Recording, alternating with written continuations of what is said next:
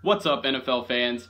This is Bumblebee Talk Sports, and today is a pretty exciting day because, as you guys know, I'll be doing my first ever NFL mock draft. It's actually a little late because I think we're getting down into crunch time now. When I recorded this video, we had like 22 days left until the draft, I'm pretty sure, so a little less than 3 weeks. Something like that. But, so I didn't really choose the most popular time to do a mock draft. But, without further ado, let's just go ahead and hop into it so this video isn't super long. So, obviously, with the #1 overall pick, we have the Cleveland Browns. And there is nothing really changed from everyone else's mock draft. You'll see that Cleveland will be going defense and will be getting Mississippi State's Myles Garrett.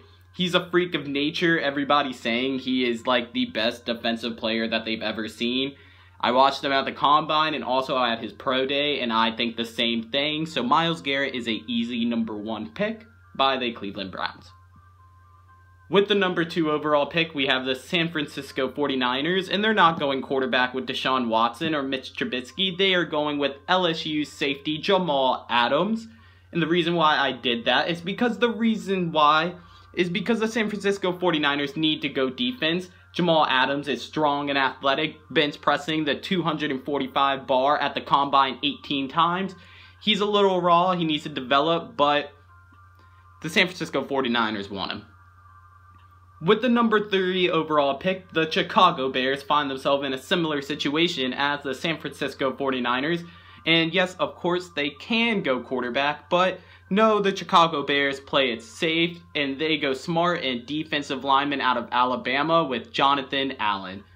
Now, Jonathan Allen's shoulder injury has people a little concerned, and this might be a little high for him. But I think Jonathan Allen can really show his potential playing under John Fox and really solidify the Chicago Bears defense. Now, with the 4th overall pick in the draft, we have the Jacksonville Jaguars, and they'll be selecting LSU's running back, Leonard Fournette. And now, yes, they have invested a lot of money in running back Chris Ivory and also drafted running back TJ Yeldon 2 seasons ago. But seeing what Ezekiel Elliott can do for the Cowboys at the #4 pick in the draft, and also all of the gaps in Jacksonville have been filled, besides maybe Blake Bortles. So the Jacksonville Jaguars decided to go with the best talent available and get Leonard Fournette. With the #5 overall pick, we have the Tennessee Titans. And they are actually one of the 3 NFL teams this season who have 2 first-round overall picks, or just 2 first-round picks. The Titans go out and get defensive end out of Stanford, Solomon Thomas. And now some people say that Solomon Thomas is going to be as high as #2 to the San Francisco 49ers, but I have him going here to the Titans. He's a solid rusher who can get after the quarterback, and it will also allow DeMarco Murray and Marcus Mariota more time on the sideline, and that will keep that offense clean and fresh. With the #6 overall pick, I had the New York Jets picking linebacker out of Alabama, Reuben Foster. And there's a lot of interest surrounding Foster at the Combine, seeing how he was sent home early and he wasn't able to even participate. But even with all that, Reuben Foster is still the #1 linebacker in this year's draft, and the New York Jets are interested in him as of many NFL teams. So that's why the Jets have to go out and get Reuben Foster. With the #7 overall pick, we have the Los Angeles Chargers. And this is actually the first draft with the Chargers being in Los Angeles. And they'll be selecting defensive back from Ohio State, Malik Hooker.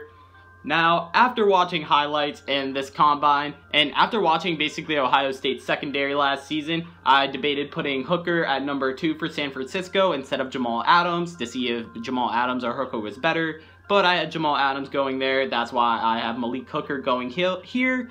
And it can really fill the void that is left by Eric Weddle. With the #8 overall pick, we have the Carolina Panthers selecting defensive end out of Tennessee, Derek Barnett.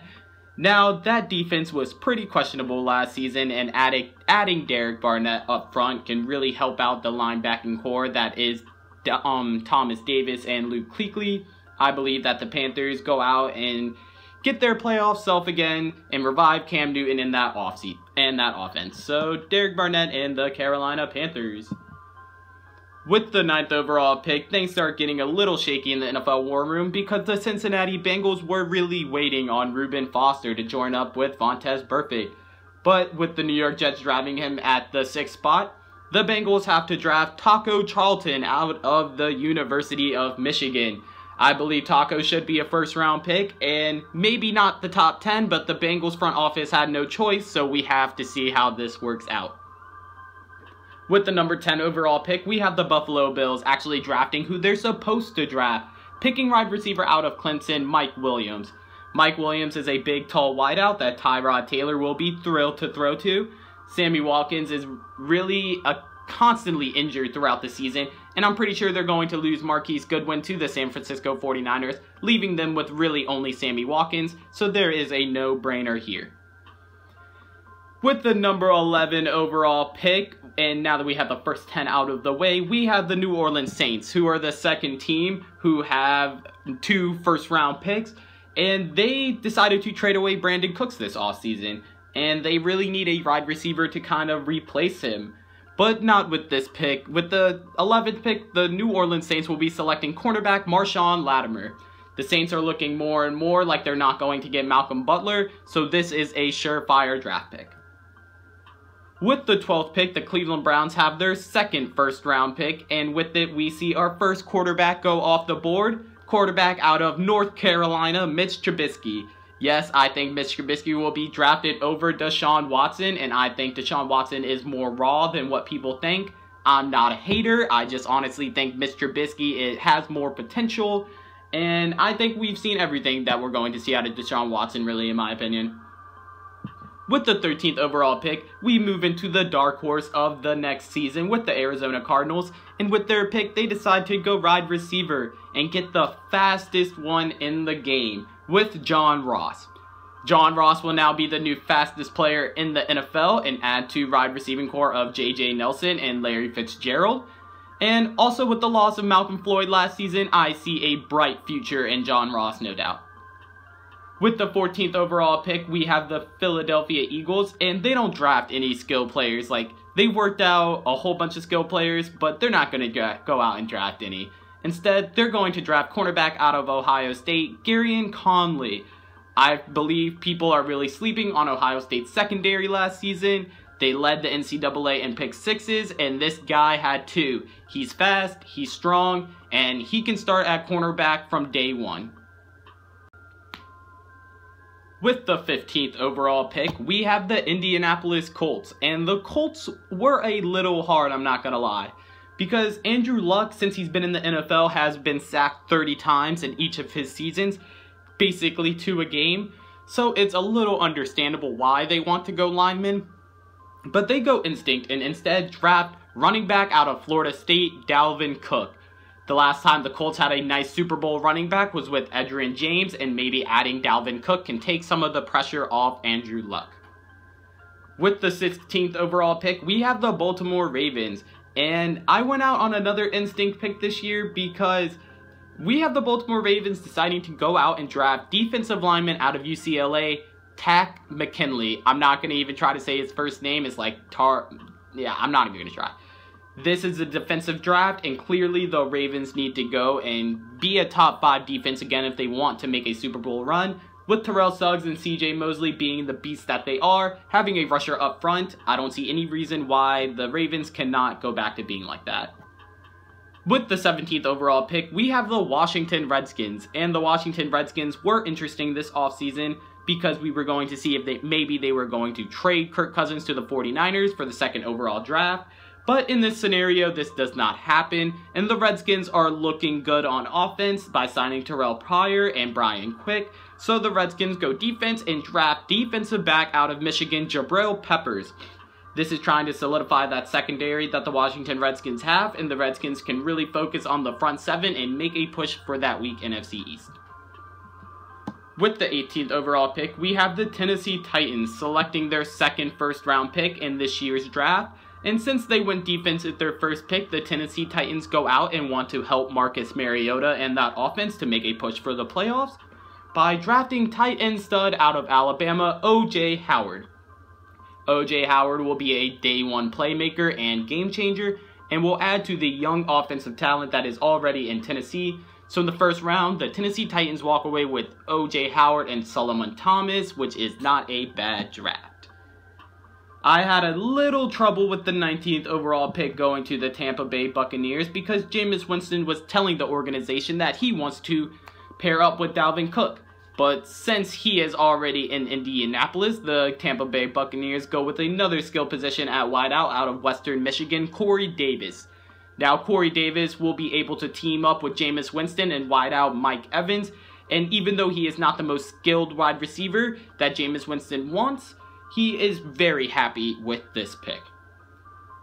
Now at the number 20 overall pick, we have my very own squad, the Denver Broncos, and our offensive line was absolutely terrible last season.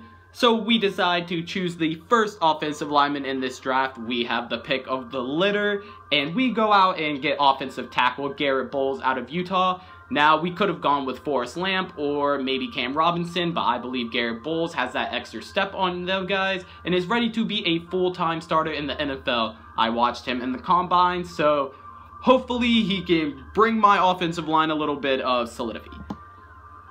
Now, the Detroit Lions at the 21 spot might be surprising of them all, throwing everyone into whack, because I am trying to put myself in the mindset of the owner. And what player right now has it give me a shot of winning? I believe that the Detroit Lions will be selecting running back out of Stanford, Christian McCaffrey. He can run the ball, he can catch the ball, he can play special teams, and yeah, Christian McCaffrey can basically do anything. It can give the Lions excitement and unpredictability to the offensive side of the ball, so yes, Christian McCaffrey.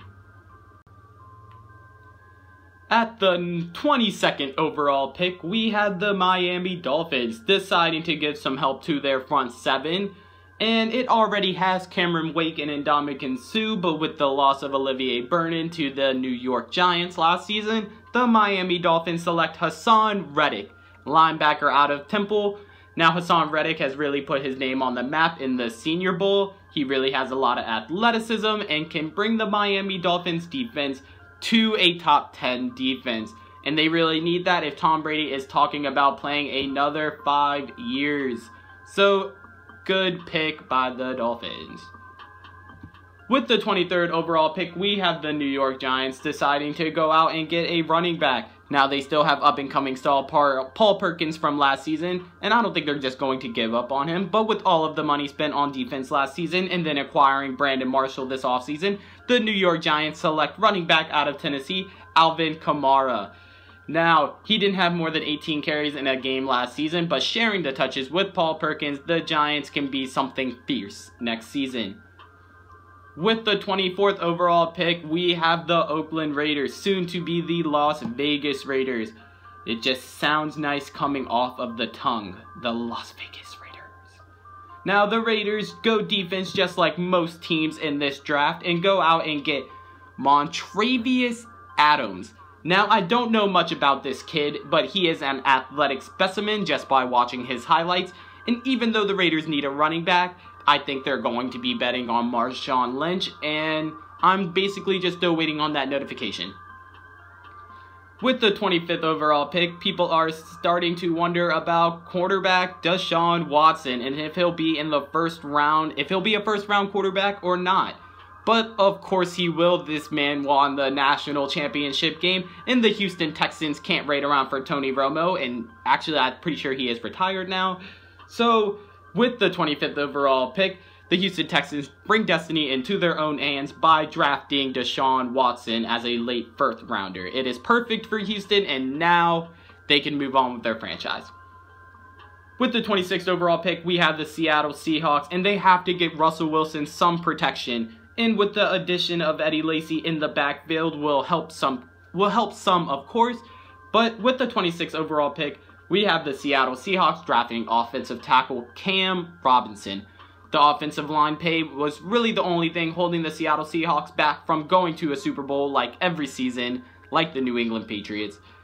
So it's about time that they showed their franchise quarterback some respect and get him offensive line. So with the 26th overall pick, we have Cam Robinson. And with the 27th overall pick in this year's draft, we have the Kansas City Chiefs, picking cornerback out of Florida, Quincy Wilson. Yet now, this is another guy that maybe fell a little bit too far on this list, but pairing up with cornerback Marcus Peters on the other side of the field and Eric Berry at safety, this will be a very dangerous secondary because Wilson is a physical corner and is also a ball hawk. Very solid pick for the Kansas City Chiefs. Now, the Dallas Cowboys lost Maurice Claiborne and Barry Church this offseason, and I'm pretty sure their only secondary is Byron Jones. So with the 28th overall pick, we have the Dallas Cowboys, of course, going secondary and getting defensive back Abdi Al-Melafanyu. Sorry if I butchered your name, but go make yourself a Dallas corner and correct me. He is a cornerback out of UConn, and he is a stud. Hopefully, if they get him, he can solidify the AFC East. With the 29th overall pick, we have the Green Bay Packers, who also need help in their secondary, and really just actually all over their defense. I would be mad if the Packers just went out and drafted J.J. Watt's brother, T.J. Watt, at linebacker. Because they already have linebackers, I really think they need to go out and draft defensive back Marlon Humphreys, and that's who they'll be selecting. I think that hitting the secondary is more important than hitting the front seven, and the Packers have too much problems in their secondary. With the 30th overall pick in the draft, we have the Pittsburgh Steelers going with defensive rusher Charles Harris. Now, some people might have this player going as high in the top 10, but I have him falling all the way down to the 30th overall pick. And that is not actually bad, it is just a defensive draft. But the reason why I have the Pittsburgh Steelers drafting him is because James Harrison isn't going to play forever, even though it might seem like it to us. And they're going to have to get somebody to replace him eventually and to also play alongside of Bud Dupree, who was drafted last season out of the University of Kentucky. Now with the 31st overall pick, we have the Super Bowl runner-ups with the Atlanta Falcons, and with Vic Beasley being the not bust that the Atlanta Falcons thought he was, they are confident to go out and select defense again, leading them to draft defensive back Trey White. I'm not going to try to pronounce your first name because I will butcher it like I have butchered many names in this mock draft. But the Falcons are already a young defense, and the addition of White can keep the Atlanta Falcons on top of the NFC South and still in the playoffs. Now with the last overall pick in the NFL draft in this first round, we have the New Orleans Saints with their second first round pick, and with the Saints trading away their #1 weapon to get this pick, they go out and try to get another #1 threat, or maybe a #2 with Michael Thomas on the rise from last season. And they go out and get drafting tight end stud and freak, David Njoku. Probably butchered that name too, but the tight end out of Miami, that beast. This guy is strong, fast, and huge, and will hopefully be able to catch a couple of touchdowns or a lot of touchdowns coming from Drew Brees. The Saints are also looking to be on Hard Knocks, so it would be kind of cool to see David Njoku uncut. For the people that are still here, thank you guys for watching this first Bumblebee Talk Sports mock draft. Comment down below what you guys think. Do you guys think I left maybe anyone out of the first round that should be in the first round? I know there was a couple of surprises with my picks. I just don't think that the picks like on TVs and stuff like that, I just don't think they're smart. They're just going and getting, they're just not getting people that fit their schemes and stuff like that. But of course, this is my opinion, so I don't want to throw shade to anybody. If you guys like this video, hitting the like button is definitely appreciated, and subscribe if you haven't already. I post NFL videos like this one every day, NFL free agency, NFL news, NFL prediction, and as always, I will go ahead and catch you guys next